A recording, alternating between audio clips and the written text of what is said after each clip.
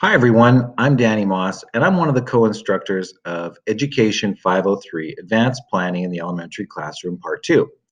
Now, as you probably gathered by now, this course is broken into two very distinct parts. My portion, which happens primarily on Tuesdays, is related to the use of educational technology in the classroom. Here in this portion of the course, you're going to learn all sorts of skills, as well as teaching practices, planning frameworks, etc., that will help you be successful as a teacher in Alberta using technology for student learning. Dr. Yoakum, Dr. Martineau will talk about their portion of the course, which will happen on Thursdays, which relates more to planning for parents and the community connection in your classroom as well. But our course components are completely separate.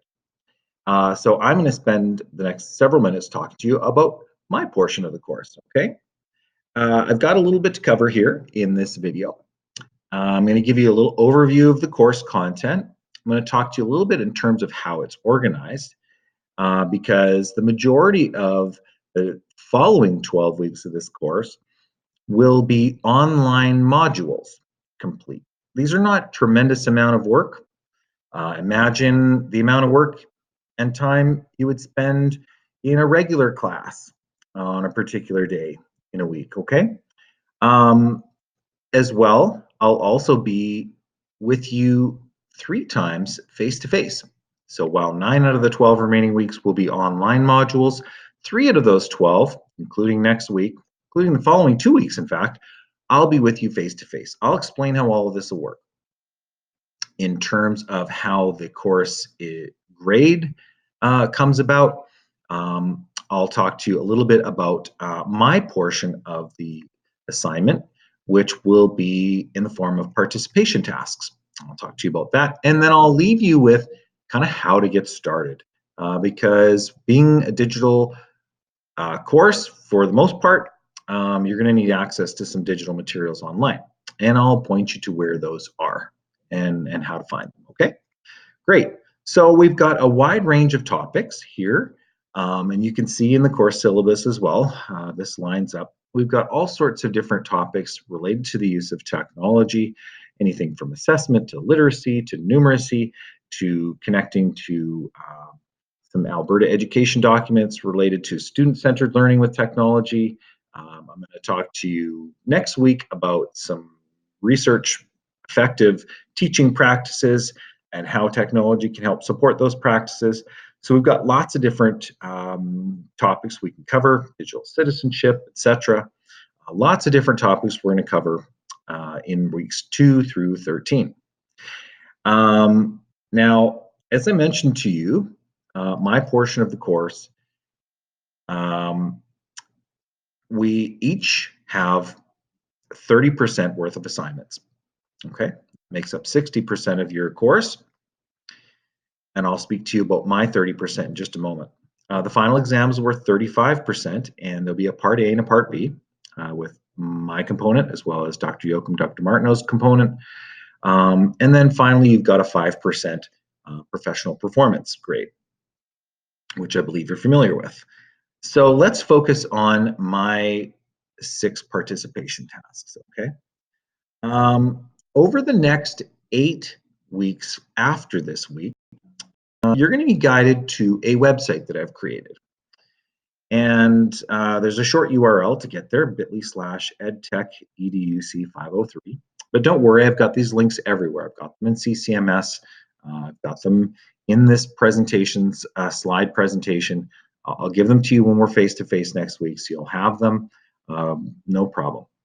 So the following 8 weeks, I've got 6 of these participation tasks sprinkled throughout these 8 weeks. And within every one of these, let me just click on a sample online module so you can see what we're talking about. Within each module, you'll have some links, some instructions. I'll often put in my own videos, short videos. Sometimes they're instructional. Sometimes they're a short lecture. Any relevant materials that we would need for that.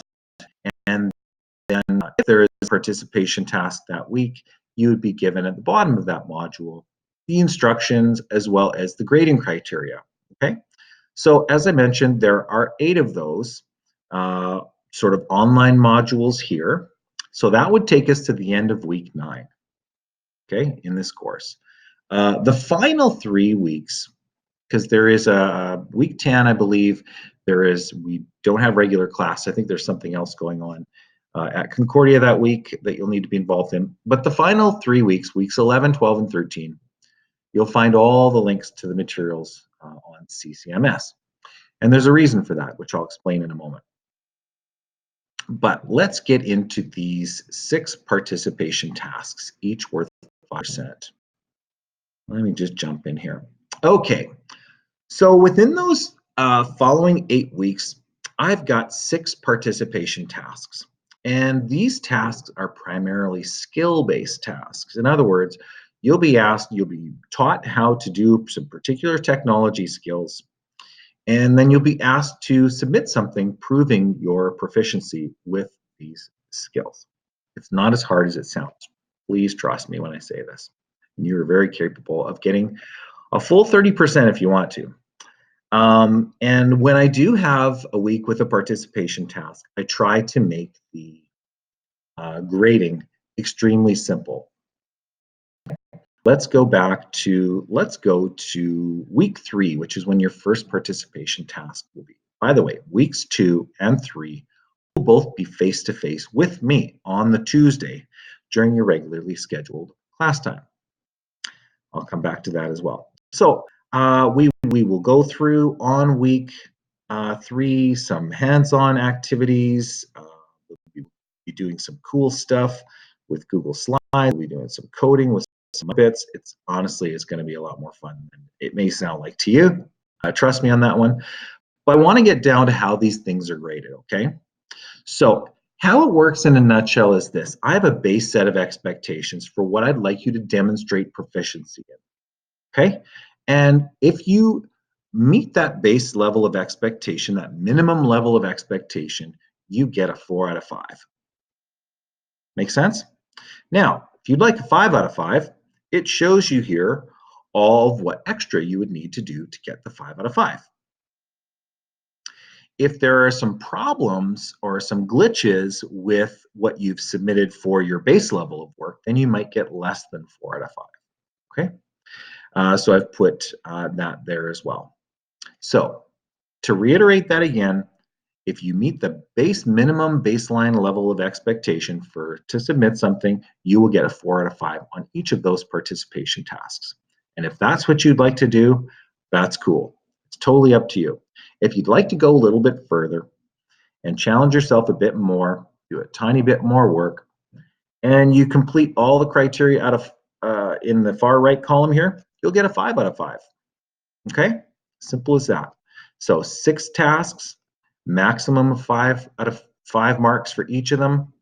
So there's really very little judgment involved for me. It's either you did it or you didn't. Okay, what did you do? Did you do the 4 out of 5 or did you do the 5 out of 5? Those are the main questions you'll have to ask yourself. Do I want to do the 4 out of 5 work or the 5 out of 5 work? Okay, and if you have any problems or glitches with the work, then you might get a mark or a half a mark deducted from that, depending on the level of glitchiness or missing elements from that, if that makes sense, okay? So that's really how the participation tasks work. All right, as I mentioned, I will be with you 3 times face-to-face. These are the only 3 times you actually will need to be in the Tuesday class, if that makes sense. Because for the other online modules, if you want to go through it at home or at a different time, that's okay. I mean, obviously, you've got to be on the Thursday in Dr. Yoakum, Dr. Martineau's class as scheduled, but for me, you don't, except for these 3 days. Okay, so Tuesday, January 14th, Tuesday, January 21st, and Tuesday, March 10th. Those 3 dates, you can mark them down in your calendar. Please be in class at Concordia, okay? Now, while you can work on the other course components at a time and place of your choosing.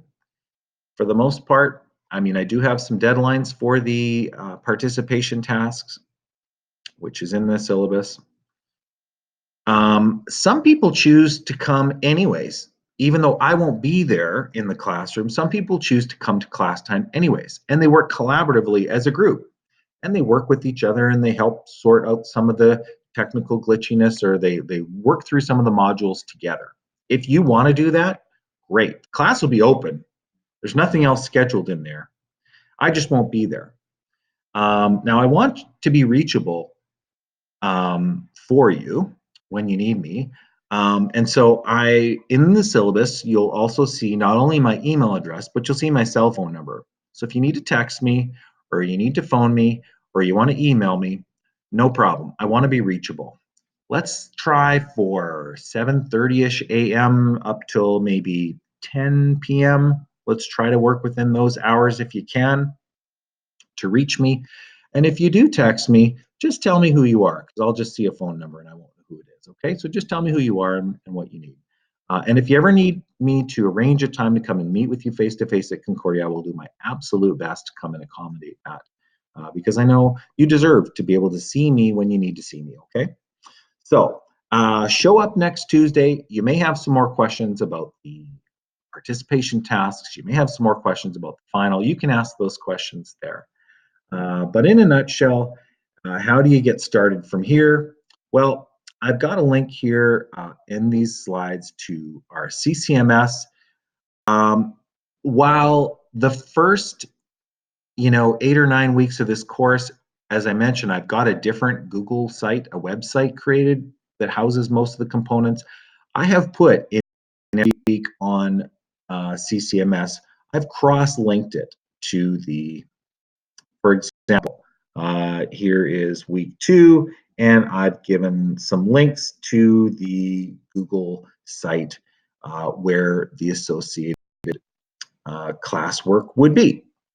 Okay, so you can always come to the CCMS to find links to our course stuff. This is our official course site. But as I mentioned, for the subsequent 8 weeks from now, the vast majority of stuff you're going to find from me is on this site. And I'll explain next Tuesday, when I'm there with you, the 14th, how you would submit those participation tasks. That would happen through a Google Classroom. And the reason, you might ask yourself, well, why are you doing this? We've got a CCMS site, we've got a Google site, and we've got this Google Classroom. Why are you doing all of this? Why not just one place, okay, like everybody else? Well, the reason for that is I really want to be modeling the use of the tools, just like you might.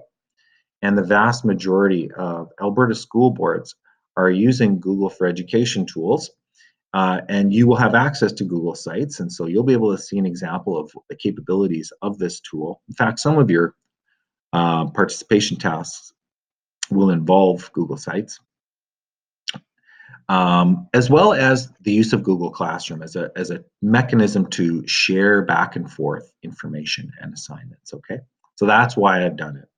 But as I said, I'll try to make it as simple and as clear, crystal clear as possible, so that you aren't confused. Okay, so in a nutshell, we've got a CMS site. For the first 8 or 9 weeks, I've got stuff on a Google site, and that you would submit stuff through a Google Classroom. I've even given you the code here. You don't have to join this yet if you don't want to. And when we're there face to face on the 14th, that'll be the first thing we'll do is we'll join this Google Classroom. But if you want to get a jump start and join the Google Classroom, you're welcome to. Here's the link to that and the course code to join as a student. Okay, so that's basically it in a nutshell. I look forward to seeing you on Tuesday. Let me just make sure. Yes, Tuesday, January 14th, in this same room that our course is housed in, 313. And we'll have a great time with some hands-on learning together, and I look forward to working with you throughout this course.